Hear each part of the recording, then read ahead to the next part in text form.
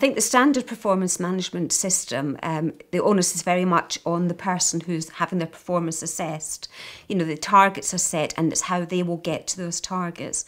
With using the one-page profile, what you start to do then is say, well, what is my role in helping you get to that target? So it's far more collaborative. We're working together to help that person achieve the target rather than the onus be on them. As part of the performance management, we look in detail at how best to support me at work, and each of the statements are made. We have a discussion about what can I do as a manager to help you achieve that. That then becomes a target for me. So within the documentation we produce, it will be a section about how we will support whatever staff member it is to achieve that. So I've then got a documented piece of paperwork which then I can then check, am I meeting my obligations? And then of course we have a review midway through as well where we've got that double check on it. A performance review is a statutory process in teaching whereby I meet with staff and it's once a year. I then do an observation of their teaching and track towards that. This is far more organic, that it is used and developed throughout the year. But the main thing is there is onus on both the staff member and on the managers to make sure that it does work.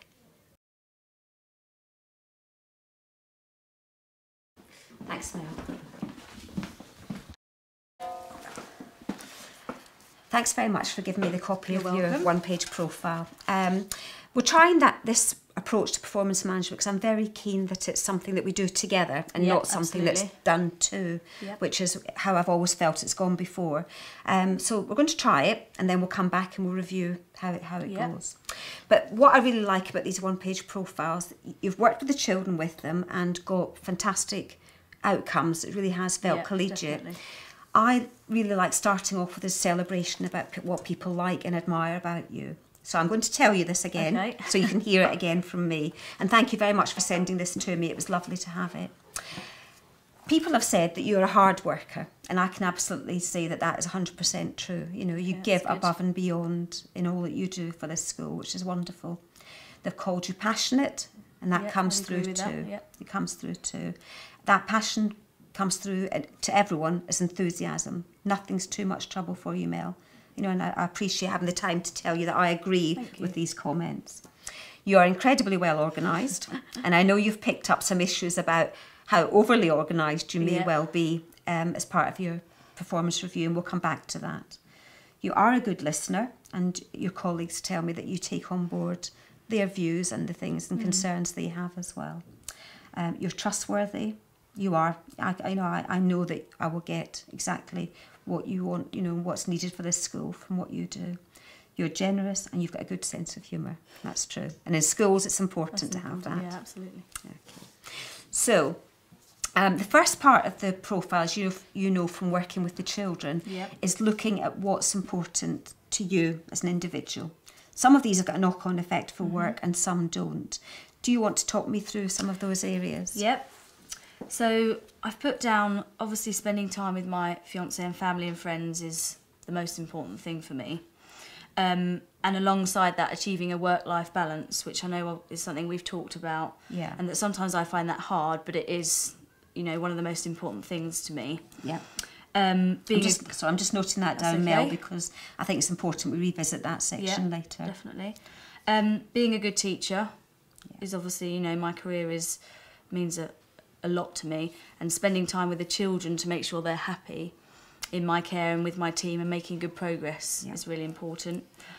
Going to the gym is important for me to unwind and getting enough sleep, because without enough sleep, you know, I don't feel like I do the best job I can when I come to work.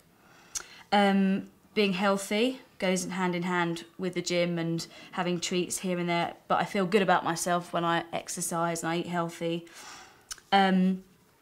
Going shopping for clothes and shoes and jewellery, because, you know, my appearance means a lot to me, and looking professional at work and looking nice outside of work is really important to me as well. Yeah.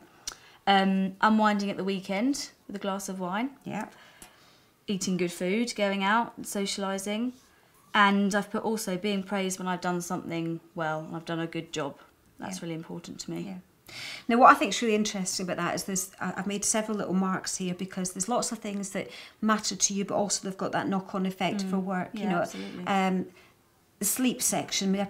that will be also if you're worrying about school, won't it? And it does link to you understanding what you've got to do and not having to lose sleep worrying about what's coming next. So I've picked up on that bit.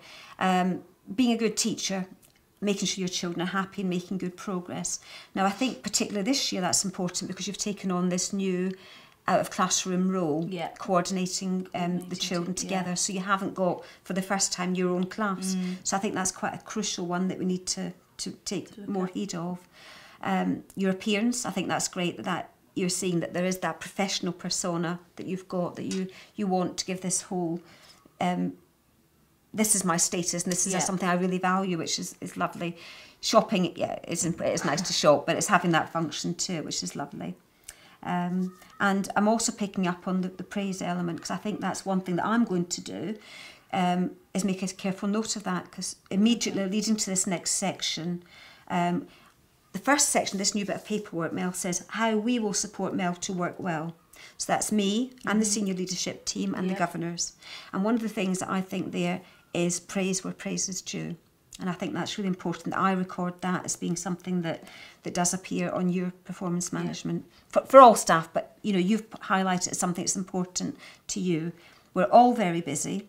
You know, we always remember to give praise to the children. Yeah. But I need to remember, and my team need to remember, to give praise to you for all the wonderful things you do as well. And not just wait for once a year to do a review. So I'm going to make a note of that as being something that we'll be working through. So the praise element from there. Okay. That's lovely. I think you've got a really good shape about what matters to you. And absolutely, I'm glad to see there are things outside work. Because one of the other crucial things that you've picked up that I know about you is achieving that work-life balance. And I'm going to pick that up about as being one of your targets for this year. Yeah. We're going to discuss about ways that you can achieve that work-life balance and set that as a target. Yes. Because you have got that temptation to do too much and give too much above and beyond, which will wear you out, and you know, you've got to look at the big picture. So we'll come to that section when we're looking at targets will relate to work-life balance. So the main part about doing it this way was about what I can do to support you at work. So what I'd like you to do is to work through these elements, Mel, about how best to support me at work, and then what we'll write down are some targets so that I have got this living organic document that I know specifically what does Mel need from me and from my team to help her do her job really well. So at the top I put providing me with adequate training and support that is specific to me. Yeah. Because obviously we have our continuing professional development on a Wednesday, which is great because we have training that's general to everybody, but also I think it's important that I get things specific for my key stage. Yeah. Like this year with the new revised early years curriculum coming in, having time to go to that training and see, and then I can feed that back to my team. Yeah. So I've put that at the top. Yeah, and I think that's something that I will note there to ensure that you have personalised CPD. Yeah. Now, I think one of the crucial things for that is also for both of us together to be looking for those opportunities to be able to say, actually, Mel needs this. What I need, And it may well be that one of the first steps we have to do is to get you to do the online Identify programme, so that would be good. You know where your gaps are in terms of your knowledge and where you need to go in terms of your leadership. So I'm just going to make a note of that, and I will type this up and get it to you so that we can agree it after that process. Lovely. So as you know, I am quite self-critical and can be a worrier. So I've put this on here because I think I need lots of encouragement and, you know, need to continue to have that positive environment to work in. Yeah, I think, you know, you're a very good practitioner, and we probably need to take more time to make sure that you know you are. And I'm hoping that through the one-page profile that will actually build in that whole thing, which is why I've linked to the praise where praise is due, because I think we don't spend long enough doing that.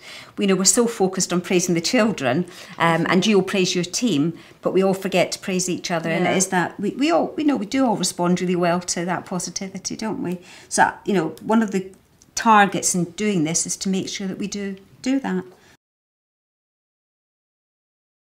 The document that I receive at the end of the review is really, really good for me because it means I've got written down, I've documented how I'm going to be supported, so that I can make sure, yep, that support is happening. And if it's not, I can say to my manager, actually, look, I still need to support with this. I still need this to happen so that I can do my job well. And it's nice to have documented what people admire about you, so that you can look back and think, actually, I am really good at doing that. I do work hard there. I am a good listener. People actually do think that. And it reminds me what I need to do at work that's really important, and also what I need to do in my personal life to make sure that, you know, I'm working well all round. I think staff find it it's far more user-friendly. I think they feel less done to in terms of the whole process, that it is a collegiate process, that we together are trying to make the teaching and learning better for our children. So it's more welcomed and actually has a function. I think before people felt it was something that happened once a year, that was their right, but there was no real feeling about it moving forward as a developmental process. Whereas now it feels far more organic and developmental. I think there's a knock-on effect for staff and for children in that it shows very much that our ethos and values are we're all learning together. We continue to learn together. So it's about children supporting adults and adults supporting children, managers supporting staff. You know, we're all working together to make Team Oxley a better place to be.